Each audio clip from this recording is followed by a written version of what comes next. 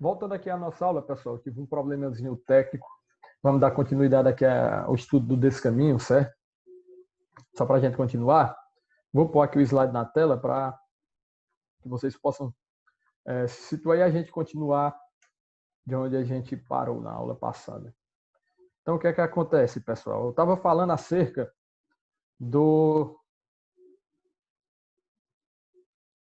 sujeito ativo do crime de descaminho, né? Eu falei que poderia ser qualquer pessoa, porém, a gente tinha que se atentar à questão da participação do funcionário público. Aí eu falei do exemplo, né, que eu conhecia, eu sou funcionário público do fisco, conheço uma galera, né? E aí facilitei a entrada dessas mercadorias, na verdade, iludindo o imposto a ser pago. Facilitei a ocorrência do contrabando ou do descaminho. Então, o que é que acontece? Se vocês observarem, quando ocorre essa facilitação como infração de dever funcional feita pelo funcionário público, facilitando a prática do contrabando ou descaminho, nós estaremos diante da figura típica do artigo 318 do CP. E aqui, o 318 não é só em relação ao descaminho, serve também para o contrabando, beleza?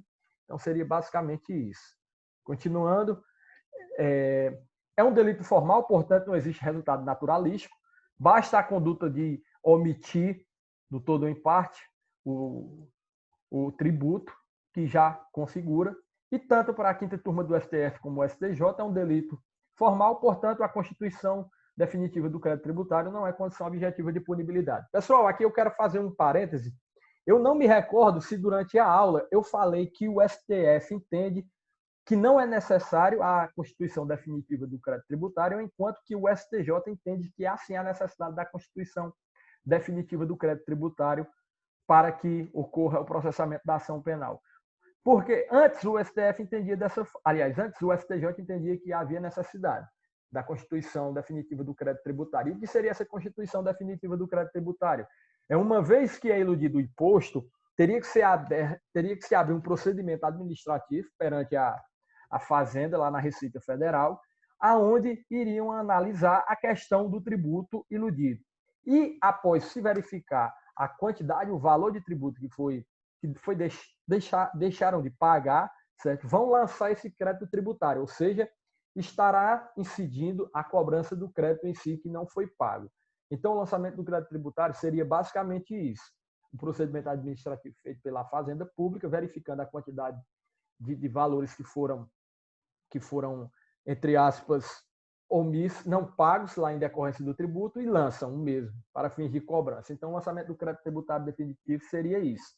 Para o STJ, antes do novo entendimento, havia a necessidade da constituição do crédito definitivo. E então, se vocês observarem por essa hipótese, o crime ele seria material. Por quê? Porque dependia do resultado naturalístico e ia depender da questão do lançamento do crédito definitivo. Mas os entendimentos já foram unificados, tanto para a STJ como para a STF, beleza? Não há necessidade de lançamento definitivo do crédito tributário, portanto, trata-se de um delito formal e esse lançamento do crédito tributário definitivo não é uma condição objetiva de punibilidade, beleza? Continuando. Logo, não tem lugar a súmula vinculante número 24 do STF, que prescreve que não se tipifica crime material contra a ordem tributária previsto no artigo 1º, inciso 1, ao inciso 4 da Lei 8.137/90, que vai tratar dos crimes contra a ordem financeira, certo? 137/90, antes do lançamento definitivo do crédito tributário. O que é que acontece? Aqui, de acordo com a Lei 8.137, se lá o crime for material, certo? Se lá o crime for material, tem que se lançar o crédito definitivo para fins de eventual propositura de ação penal. Essa súmula só vai se aplicar a crimes materiais e que dependam da constituição definitiva do crédito para a respectiva ação penal possa ser ajuizada. Como vimos, segundo o STF, o crime desse caminho não tem esta regalia, beleza? E é um crime de ação penal pública incondicionada. Vamos ler novamente aqui o artigo 334, para a gente tratar agora acerca da tipificação do crime de descaminho nas suas variadas hipóteses. Artigo 334. Iludindo todo ou em parte o pagamento de direito ou imposto devido pela entrada, pela saída ou pelo consumo de mercadoria. E aí nós vamos ter uma pena de reclusão de 1 a 4 anos. O que é que acontece, pessoal? Basta eu omitir o agente, basta o sujeito ativo do crime omitir, certo? Iludindo todo ou em parte o pagamento do tributo ou de direitos, certo? Pela entrada ou saída de mercadoria, que aí estará configurada a prática delitiva do crime de descaminho lá no 334. Percebam, então, que o crime de descaminho tem relação com sonegação de tributos ou direitos aduaneiros devidos, pois iludir é frustrar, deixar de recolher o que era devido. Adiante, vemos que o termo imposto se limitaria apenas aos impostos incidentes na importação e exportação, ou seja, imposto de importação e imposto de exportação, e ICMS, e o imposto de ICMS, o que deixaria de fora do tipo penal outros tributos tais como CID de combustível, PIS de importação, CONFIS de importação e outros, beleza? Então, pessoal, em regra, na maioria das vezes, como a gente está tratando da entrada e da saída de mercadoria, da importação e exportação, em regra, os impostos que podem incidir, na verdade, vai ser o de importação e de exportação. E o ICMS pode acontecer, por exemplo, lá no estelionato resultante da cabotagem. A cabotagem é quando há o deslocamento, certo? Por navio entre portos dentro do território nacional em que não há o pagamento do devido imposto cabível. E aí assim poderia incidir a questão do ICMS, ok? Então vamos lá, dar continuidade. Olha as outras hipóteses aqui do artigo 334.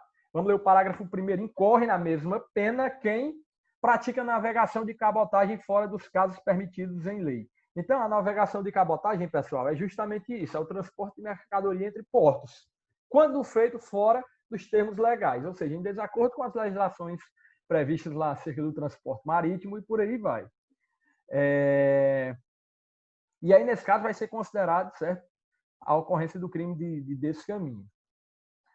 No inciso 2, nós temos praticar fato assimilado em lei especial a descaminho. Então, há necessidade de existir uma lei especial tratando de determinado fato que, uma vez assimilado, poderá ser considerado descaminho.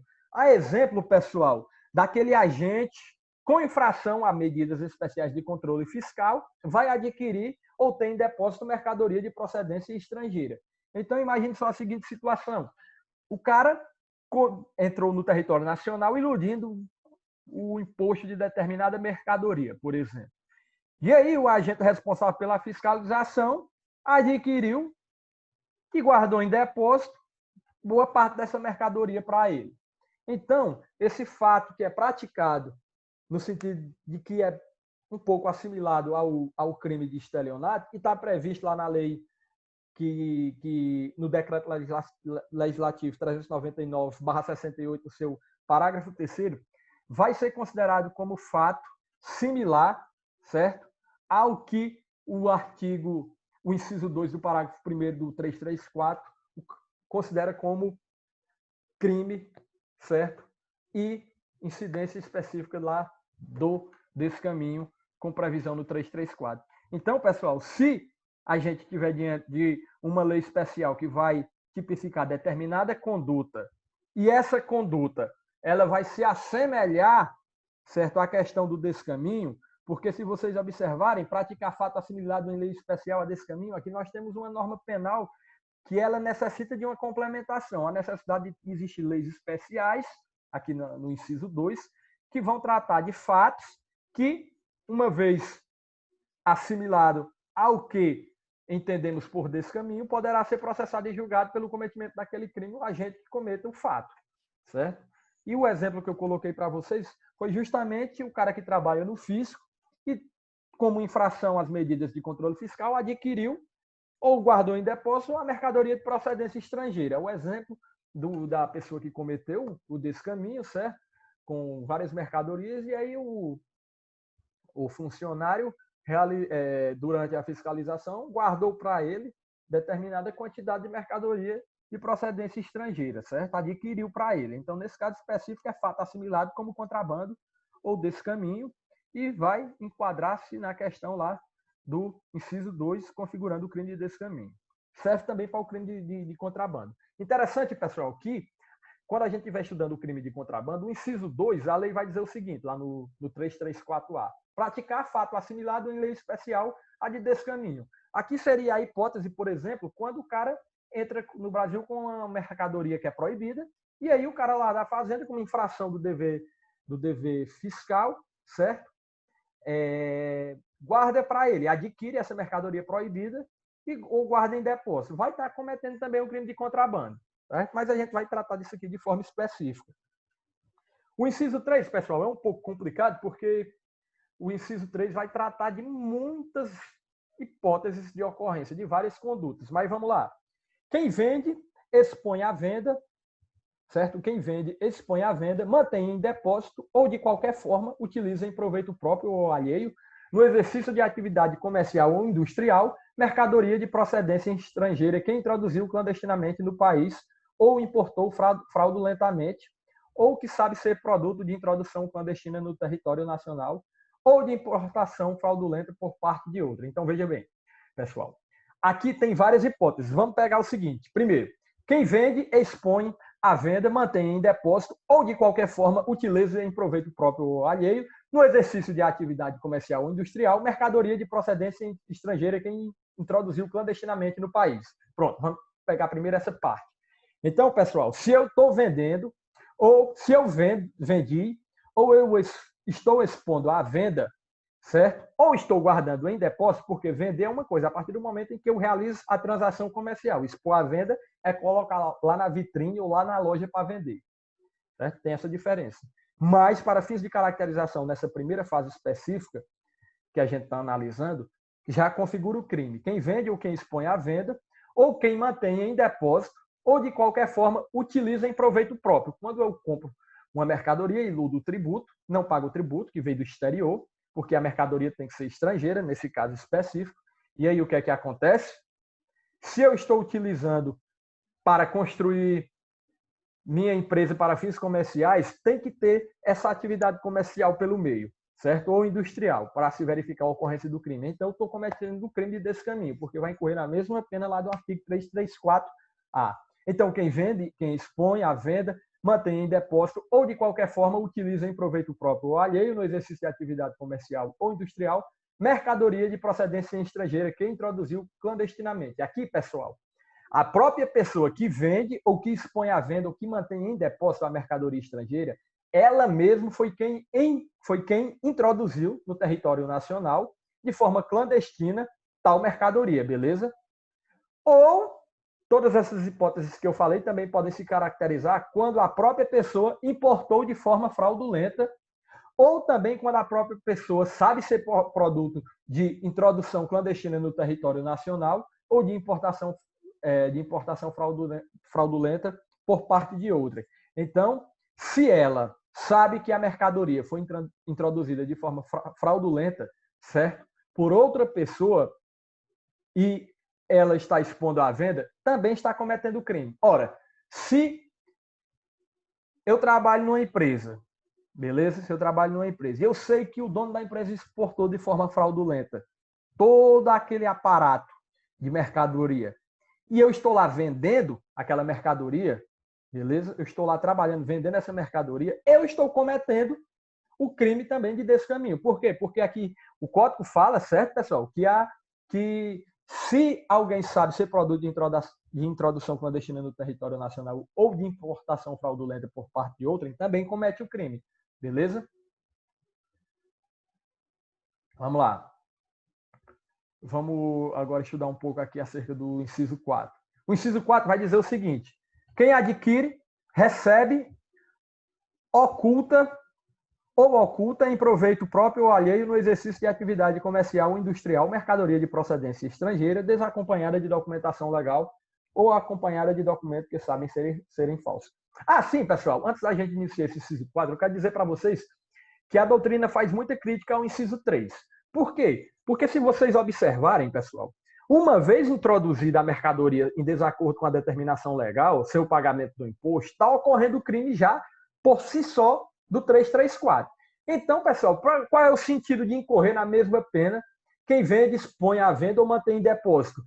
Já que, se a mercadoria foi introduzida sem o pagamento do devido imposto, e quem expor à venda ou deixar de expor à venda, se tiver com a mercadoria, vai ser processado pelo caput lá do artigo 334. Então, pessoal, o legislador penal entende-se que aqui tentaram criar hipóteses no sentido de procurar uma maneira de tentar ainda não agravar a situação, mas de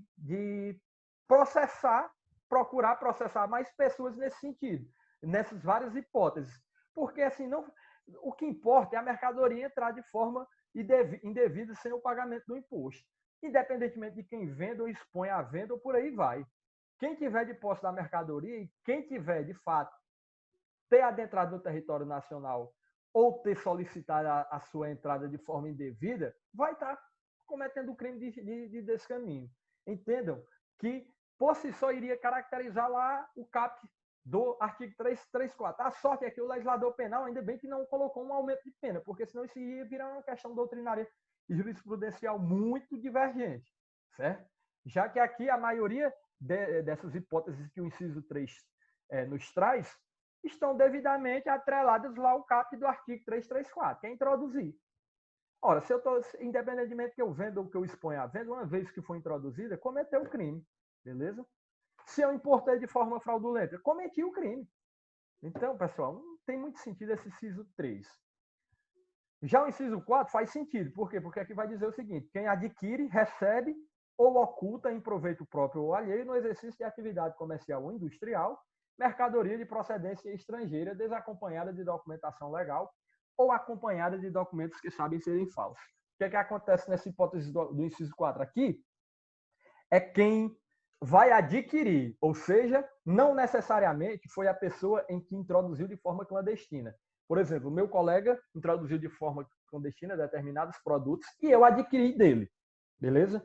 Uma vez que eu adquiri dele ou recebi dele e guardei em depósito ou o ocultei em proveito de minha pessoa ou dele mesmo, é como se eu estivesse cometendo o quê? O crime de receptação. Aqui a doutrina considera como se fosse uma receptação específica do crime de descaminho.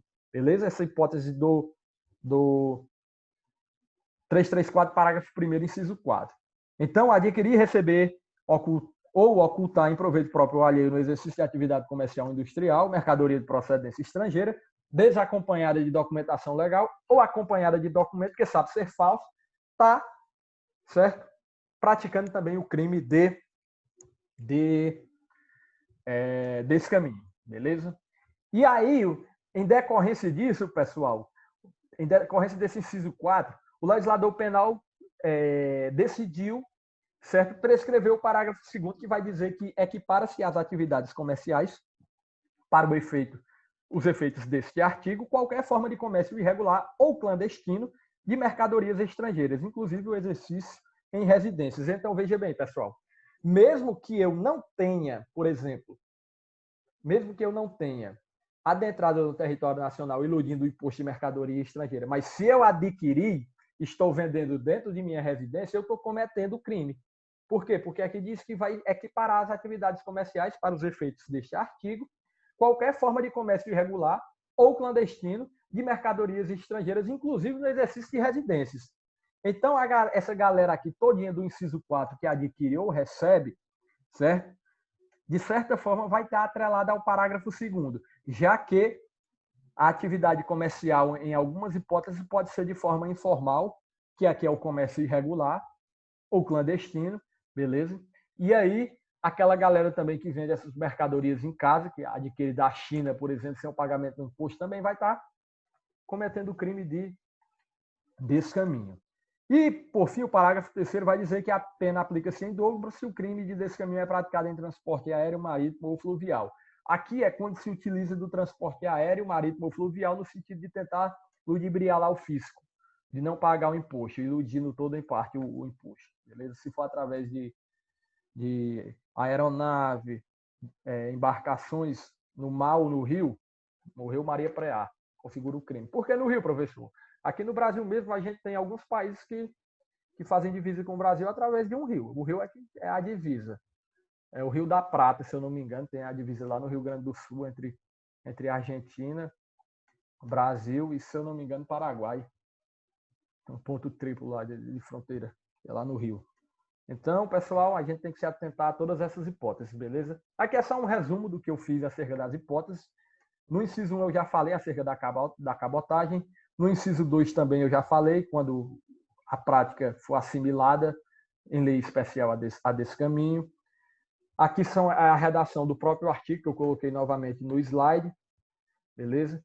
E aqui, pessoal, a gente tem que ter a atenção especial voltada ao inciso 3, pois também cometem crime de descaminho aqueles feirantes que expõem à venda mercadorias em camelôs clandestinas, sabedores de que a mercadoria introduzida no território nacional não teve uma importação regular, beleza? E não é só isso. Aquele que adquirir este tipo de mercadoria, ou seja, frequentadores destes camelôs clandestinos, estão incorrendo no mesmo crime. Então, o parágrafo 2º vai equiparar a criminoso também aqueles que vendem em sua residência mercadorias descaminhadas. E, por fim, o parágrafo 3º tratou de incluir como fator aumentativo da pena não só o descaminho pela via aérea, mas também o descaminho por mar e rios. Beleza? E, quanto ao princípio da insignificância, aqui é interessante, pessoal, porque a possibilidade de aplicação do princípio da insignificância no crime de descaminho. Como assim, professor? Veja bem, hoje o STF e o STJ entendem que quando o valor da mercadoria, o imposto iludido, chega até R$20.000, pode-se aplicar o princípio da insignificância. Mas antes desse entendimento, que eu posso dizer para vocês de forma consensual entre STJ e STF, antes, há alguns anos atrás, havia posições diferentes. Por exemplo, o STF entendia que era até 20 mil e o STJ até 10 mil. O STJ levava em consideração a Lei 10.522/2002, que estabeleceu o arquivamento das execuções fiscais cujo valor fosse igual ou inferior a R$10.000, e assim não seriam executados. E aí os tribunais superiores entenderam que se a pessoa não seria cobrada judicialmente para recolher o tributo, não seria razoável processá-la criminalmente. Depois houve a edição de algumas portarias lá do Ministério da Fazenda, exemplo da portaria número 75, que determinou que o não ajuizamento dessas execuções fiscais deveria ser até o valor de R$20.000. O valor inferior era até R$20.000. Então, o Poder Executivo majorou e considerou insignificante, passou esse patamar de 10 mil para 20 mil reais, deixando de executar execuções fiscais para débitos inferiores a tal montante. Então, até 20 mil reais não era ajuizada a ação fiscal nesse sentido. E aí o STF entendeu, em 2012, que para fins penais, em relação ao crime de descaminho, até 20 mil reais deveria ser considerado o princípio da insignificância. Beleza? E, por fim, mas lembrando que o princípio da insignificância tem que obedecer toda aquela estrutura que vocês já estudaram e sabem aí de cor e salteado, certo? Tem que observar o grau de reprovabilidade da conduta, a ofensividade dessa conduta e por aí vai. Não é só chegar, é 20 mil, pronto, e aplicou o princípio da insignificância. Não é tão somente assim. O STJ também, no ano de 2014, havia decidido que o princípio da insignificância só se aplicava em casos de crimes de descaminho se o valor questionado fosse igual ou inferior a 10 mil reais. Em 2017 houve a mudança, certo? E para o STJ incide o princípio da insignificância aos crimes tributários federais e de descaminho quando o débito tributário verificado não ultrapassar o valor de 20 mil reais. Beleza? E o pagamento do tributo e a extinção da punibilidade. Alguns doutrinadores e algumas jurisprudências entendem que uma vez paga a quantia devida, ou seja, o imposto que não foi pago, extingue-se a punibilidade. Se eu entrei no território nacional iludindo o imposto de 30 mil reais, por exemplo, e fui processado pelo crime de estelionato, alguns doutrinadores entendem que uma vez eu pagando aquele valor X, certo? Extingue-se a punibilidade. Outros entendem que não, ok? E o contrabando é o novo assunto agora que a gente vai começar a falar, que também foi o desmembramento lá da figura típica anterior do artigo 334 do Código Penal. Agora nós temos um crime específico, um crime de contrabando, que tem previsão lá no artigo 334-A. Então, o delito de contrabando é tido como um crime de contrabando pluriofensivo. Por quê, professor? Porque o bem jurídico tutelado ele vai além do mero valor pecuniário do imposto elidido. Alcança também o interesse estatal de impedir a entrada e a comercialização de produtos proibidos em território nacional. Assim, o combate ao crime de contrabando se dá por motivos de preservação da integridade moral, sanitária, ambiental, entre outros valores que poderiam estar ameaçados pela entrada de mercadorias clandestinas. Então, o que é que acontece? Às vezes, pessoal, entra muita medicação aqui no Brasil que é proibida, entendeu? Essa comercialização de produtos proibidos. E aí, de certa forma, pode, de alguma forma, violar a preservação sanitária, ambiental e por aí vai, entendeu? Então, há essa necessidade de que ocorra, de fato, a tipificação do crime de contrabando lá no 334, no artigo 334-A do CP. É por isso que seu tipo foi separado do crime de descaminho, ganhando uma pena mais grave. Então, veja bem, como o crime de contrabando ele vai influenciar tanto lá na questão ambiental, sanitária,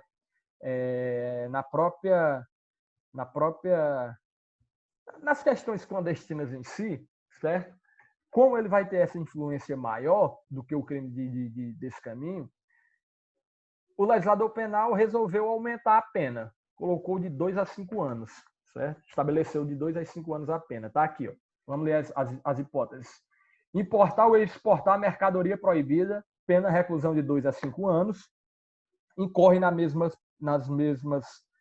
pena quem pratica fato assimilado em lei especial a contrabando. Eu vou pegar aquele mesmo exemplo, certo, da galera que eu sabia que estava trazendo para o Brasil produtos proibidos, e aí eu acabei que na condição de funcionário lá do fisco,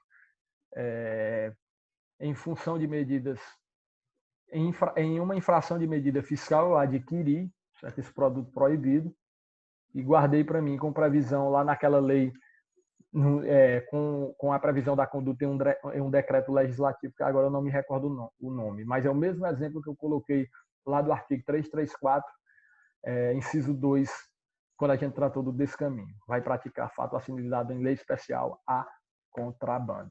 Ok? Lembrando que a mercadoria tem que ser o quê? Proibida. O CAPT, importar ou exportar mercadoria proibida. Importar ou exportar clandestinamente mercadoria que dependa de registro, análise ou autorização de órgão público competente. O que é que acontece?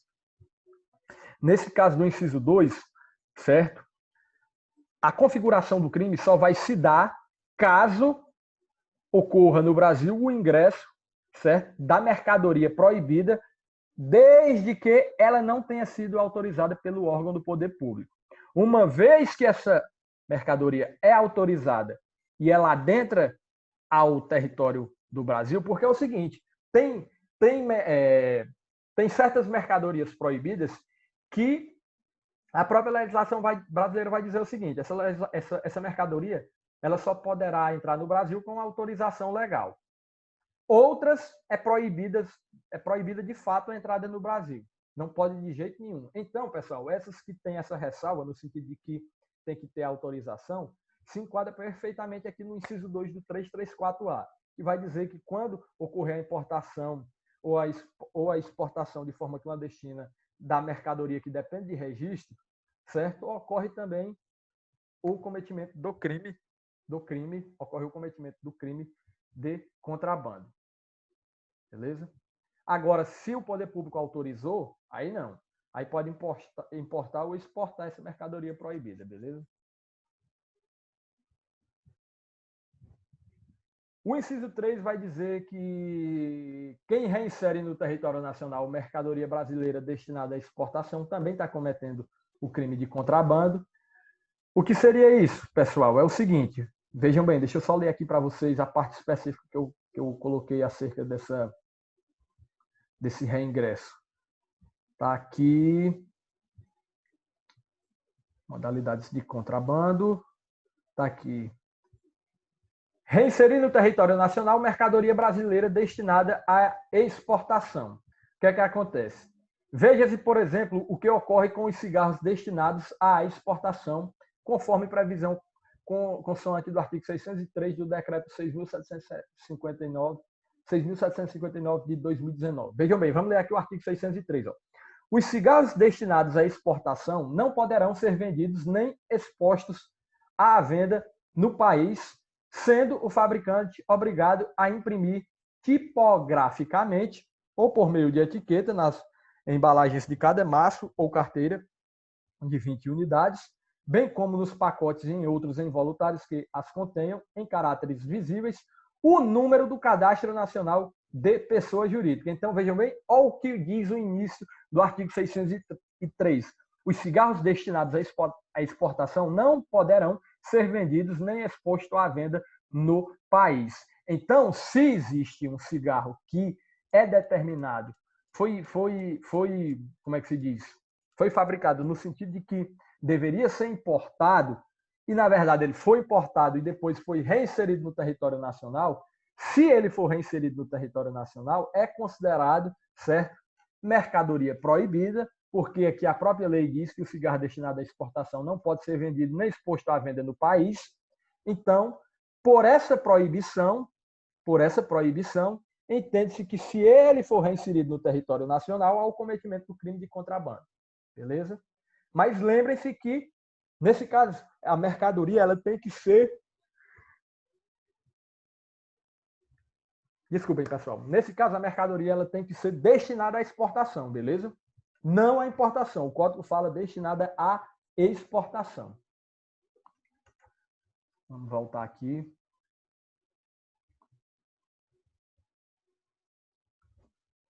Quem vende, expõe à venda, mantém em depósito ou, de qualquer forma, utiliza em proveito próprio ou alheio no exercício de atividade comercial ou industrial, mercadoria proibida pela lei brasileira. Então, pessoal, quem vende, expõe, eu falei para vocês que vender e expor à venda é diferente.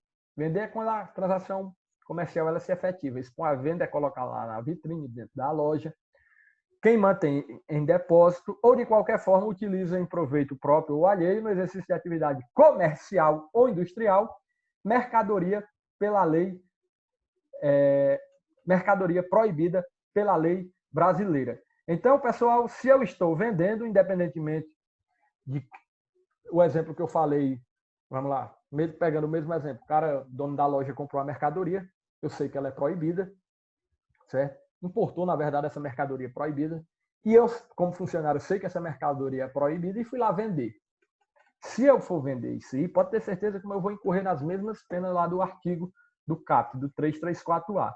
Então, pessoal, a gente tem que se atentar a essa parte específica. Uma coisa é eu adquirir, outra coisa é eu vender.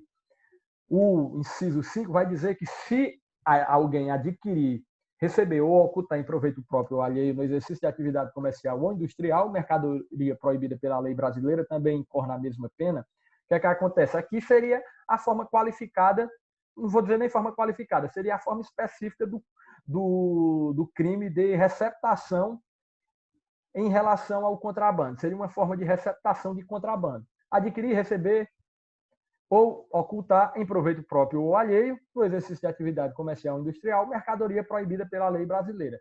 Então, em regra, quem adquire ou recebe ou oculta, geralmente está pegando o produto do crime. Quem realizou a introdução no território nacional, a importação, a exportação da mercadoria proibida foram outras pessoas, e o agente, para ocorrer o inciso 5, necessariamente apenas adquiriu, beleza? E vai se equiparar as atividades comerciais para os efeitos deste artigo qualquer forma de comércio irregular, clandestino, de mercadorias estrangeiras, inclusive o exercido em residência. Então, basicamente igual aquele que eu expliquei lá no crime de descaminho. E a pena aplica-se em dobro se o crime de contrabando é praticado em transporte aéreo, marítimo ou fluvial. Okay? Também já expliquei isso aqui lá no crime de descaminho. Sobre o contrabando, vale ainda ressaltar que é tido pela doutrina como crime residual de natureza genérica, pois somente será aplicado quando a importação ou exportação de mercadoria proibida não configurar algum outro crime mais específico. Portanto, se a pessoa importar ou exportar drogas, praticará o crime do artigo 33 da Lei 11.343/2006 e não o crime de contrabando. Então, pessoal, a gente tem que analisar se o produto proibido não se enquadra em outro tipo de crime, de alguma lei específica. Se não se enquadrar, será o contrabando. Se for drogas, não vai se enquadrar lá no contrabando, porque nós temos o crime específico do artigo 33. a competência será da Justiça Federal, pessoal, porque tem um caráter transnacional, beleza? Lembrem-se disso. Importar tem o sentido de trazer para dentro do território nacional, ou seja, comercializar uma mercadoria que se encontrava em outro país, e exportar significa enviar, comercializar para outro país mercadoria que se encontrava no território nacional. Mercadoria diz respeito a qualquer bem passível de remoção, transporte ou comercialização. E o crime de contrabando é um crime comum, porque não exige qualidade especial do agente ativo, portanto, qualquer pessoa pode cometer. É um crime formal, pois não exige um resultado naturalístico, beleza? Basta ingressar no território nacional portando a mercadoria estrangeira, importando a mercadoria estrangeira ou exportando, saindo do território nacional para exportar essa mercadoria estrangeira. Consiste na produção, é formal, pois não exige resultado naturalístico, consistente na produção de efetivo dano para a administração nas formas de importar e exportar. Então, não há necessidade, por exemplo, de que ocorra o resultado naturalístico no sentido de que eu importei para alguém receber essa importação, beleza? Basta eu apenas importar esse produto proibido.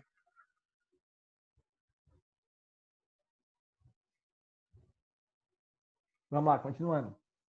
É um crime comum, doloso, de forma livre, instantâneo e de efeitos permanentes. Por que de efeitos permanentes? O crime se consuma a partir do momento em que ocorre a importação de mercadoria proibida, beleza? E ele é instantâneo, porém seus efeitos são permanentes. Por quê? Vai perdurar até o momento em que o cara for pego, portando essa mercadoria proibida. Beleza? É a mesma coisa do estelionato previdenciário. Se determinada pessoa faleceu e eu estou sacando o benefício dessa pessoa que faleceu, a primeira vez que eu saquei, o crime se consumou, beleza? Porém, eu continuei sacando com efeitos permanentes, se estendeu durante o tempo. Então, são crimes instantâneos de efeitos permanentes. Sujeito ativo e sujeito passivo. Qualquer pessoa poderá ser sujeito ativo do delito de contrabando, haja vista que o tipo do artigo 334-A do Código Penal não exige nenhuma qualidade ou condição especial. E o sujeito passivo é o Estado. O objeto material e bem juridicamente protegido é a administração pública e o bem juridicamente protegido pelo delito de contrabando, além da administração pública, há quem diga que tem a questão, certo,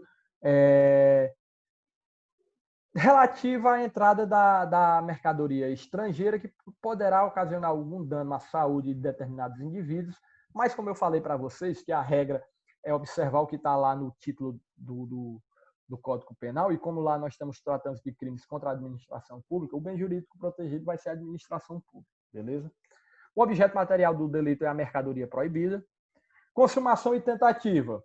O delito de contrabando se consuma quando da entrada, importação ou saída e exportação do território nacional da mercadoria proibida, tratando-se como regra de crime plurissubsistente, ou seja, tem essas variadas condutas, pode ser através da entrada ou da saída, e será possível o reconhecimento da tentativa. Beleza? Será possível o reconhecimento da tentativa. O elemento subjetivo é o dolo, beleza? Exigido pelo tipo penal que prevê o delito de contrabando, não havendo previsão para a modalidade de natureza culposa. Lembrando que a natureza culposa depende de previsão legal. E o agente deverá conhecer todos os elementos que integram a figura típica em estudo, pois, caso contrário, poderá ser arguido o erro do tipo ou mesmo o erro de proibição. O erro do tipo exclui o dolo, mas permite a punição por crime culposo previsto em lei, e o erro de proibição, o isento de pena. Beleza? E aqui, pessoal, deixa eu só verificar aqui. E aqui nós temos as modalidades assemelhadas de contrabando, que foi tudo aquilo que eu falei para vocês na leitura do artigo em si. Parágrafo 1º do artigo 334 do Código Penal, 334-A, né, do Código Penal, com redação determinada pela Lei 13.008, de 26 de junho de 2014, prevê 5 modalidades assemelhadas de contrabando ou descaminho, a saber, praticar fato assimilado em lei especial a contrabando. Eu falei para vocês aquele mesmo exemplo, já que aconteceu lá no descaminho, beleza? Por exemplo, será considerado contrabando a saída de mercadoria da Zona Franca sem autorização legal expedida pelas autoridades competentes. Então, tem uma hipótese que prevê o crime de contrabando em uma lei especial. Cometeu aquela hipótese, se enquadra no que diz aqui o fato praticado como forma assimilar, na verdade, ao crime de contrabando. Então, sempre nós teremos uma lei especial que vai trazer uma conduta que o fato é similar ao contrabando e, por si só, conforme previsão aqui no caso do inciso 1, vai configurar o crime de contrabando. Beleza? Importar ou exportar clandestinamente mercadoria que dependa de registro, análise ou autorização de órgão público competente, a importação desse produto não está proibido. Aqui eu também já falei desse inciso 2, que é no caso de que, às vezes, a necessidade do poder público liberar a autorização para que se possa introduzir no território nacional determinada mercadoria que ela é proibida, porém pode ser permitida através de autorização. No inciso 3 é inserir no território nacional a mercadoria brasileira destinada à exportação. Falei a exemplo dos cigarros, aqui também eu já falei durante a aula. Quem vende, expõe à venda, mantém em depósito ou de qualquer forma utiliza em proveito próprio ou alheio no exercício de atividade comercial ou industrial mercadoria proibida pela lei brasileira. E aqui, pessoal, lembra o que eu falei? Assim como lá no estelionato, tem uma crítica da doutrina. Por quê? Porque é o seguinte, só o fato da mercadoria já ter sido introduzida de forma... uma mercadoria proibida ter sido introduzida no Brasil, por si só já configurou o crime, independentemente de quem vai vender ou expor à venda. Beleza? Se eu introduzir e depois vou vender, eu estou cometendo o mesmo crime de contrabando. Por isso que, ainda bem que também, conforme aconteceu lá no crime desse caminho, aqui no crime de contrabando também a pena é a mesma. Ainda bem que não é hipótese de causa de aumento de pena, porque senão iria dar muita... Na verdade, iria criar um conflito doutrinário e jurisprudencial muito grande. E aí, o que é que acontece? Essa análise pelo doutrinador Fragoso vai dizer o seguinte: mal se compreende a incriminação prevista no primeiro caso. Temos ali ações pelo próprio autor do contrabando, que representam o exaurimento do crime e constituirão normalmente fato posterior impunível. A hipótese se resolveria como concurso aparente de normas. Não é admissível que o legislador tenha pretendido punir o contrabandista duas vezes, que é o que nos parece razoável aqui, analisando o inciso 4 e o artigo 334A. Porque se vocês observarem aqui, nada mais é do que o exaurimento do crime lá do 334A. Não é admissível que o legislador tenha pretendido punir o contrabandista duas vezes. Uma pelo contrabando e outra pela venda. Exposição à venda, manutenção em depósito ou utilização em proveito próprio da coisa contrabandeada. A solução a ser adotada, a nosso ver, deve ser a de considerar a hipótese da primeira parte da letra C, que hoje é o atual inciso 4 do artigo 334A. Norma especial em relação ao contrabando, de tal sorte que sua aplicação nas situações de venda, exposição à venda, depósito ou utilização em proveito próprio, exclui a do crime previsto na cabeça do artigo. Então, pessoal, aqui é uma crítica que o doutrinador Fragoso faz, no sentido de que é como se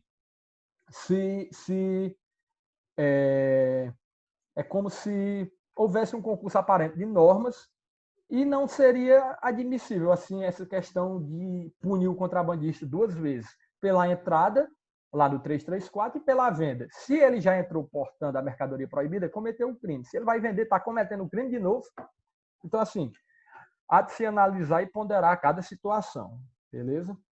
Na segunda parte do inciso 4 em estudo, estaríamos diante de um caso de receptação, que é o que eu falei para vocês, que é aquela parte específica de quem adquire ou guarda em depósito. Estaríamos diante de um caso de receptação, ficando afastada, no entanto, a aplicação do artigo 180 do Código Penal, em virtude da aplicação do princípio da especialidade. Por isso que eu falei que seria uma espécie de receptação de contrabando.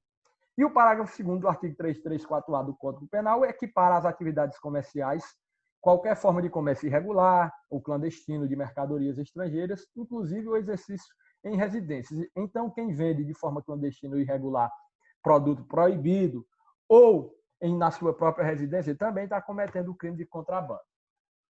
E adquirir, recebe, oculta em proveito próprio ou alheio no exercício de atividade comercial ou industrial, mercadoria proibida pela lei brasileira, também está incidindo também lá no crime de contrabando, já que adquirir, como eu falei para vocês, é diferente de quem, de fato, importou esse produto proibido. Alguém importou o produto proibido e outra pessoa adquiriu. Vai estar cometendo também o crime de contrabando. Temos as causas de aumento de pena previstas no parágrafo 3º do artigo 334-A. Para que ocorra a aplicação da majorante, faz-se necessário que o transporte por via aérea, marítima ou fluvial seja clandestino. Então, ao que vai dizer o artigo, parágrafo 3º, a pena aplica-se em dobro se o crime de contrabando é praticado em transporte aéreo, marítimo ou fluvial, ou seja, se o ingresso da mercadoria proibida se deu através de aeronave, de navio, por rio ou pelo mar. Beleza?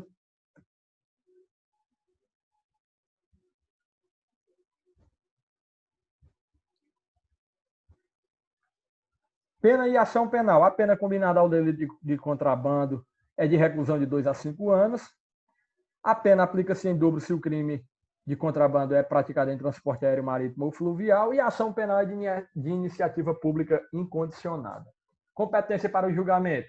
O Superior Tribunal de Justiça, por intermédio da súmula 151, ratificou posição no sentido de que a competência para processo e julgamento por crime de contrabando ou descaminho define-se pela prevenção do juiz federal do lugar da apreensão dos bens. Então, crime federal no local em que ocorreu a apreensão do bem. Ora, se eu importei essa mercadoria dos Estados Unidos, não paguei o tributo, recebi ela lá em Teresina e levei ela lá para Araripina e fui pego pelo produto proibido, ou pelo descaminho, no caso, lá em Araripina, lá será o local competente para que ocorra o processamento e julgamento do crime, lembrando que é pela Justiça Federal, beleza? E princípio da insignificância que não se aplica. Ao contrário do que ocorre no crime de descaminho, nossos tribunais superiores têm resistência na aplicação do princípio da insignificância ao delito de contrabando. No entanto, somente a hipótese concreta é que poderá ditar essa impossibilidade. Perdimento da mercadoria de importação proibida, vai ocorrer o perdimento, certo? Nos termos do artigo 6.759, de 5 de fevereiro de 2009. Então, teremos o perdimento da mercadoria quando ela é apreendida. Pessoal, próxima aula a gente vai falar acerca dos crimes contra a administração da justiça, ok? Então, espero que vocês possam ter compreendido. Aqui mais uma aula acerca dos crimes praticados por particular contra a administração pública. A gente terminou a análise do crime de descaminho e também concluímos o estudo do crime de contrabando. Eu espero que vocês possam ter aprendido e até a próxima aula. Obrigado a todos e fiquem na paz.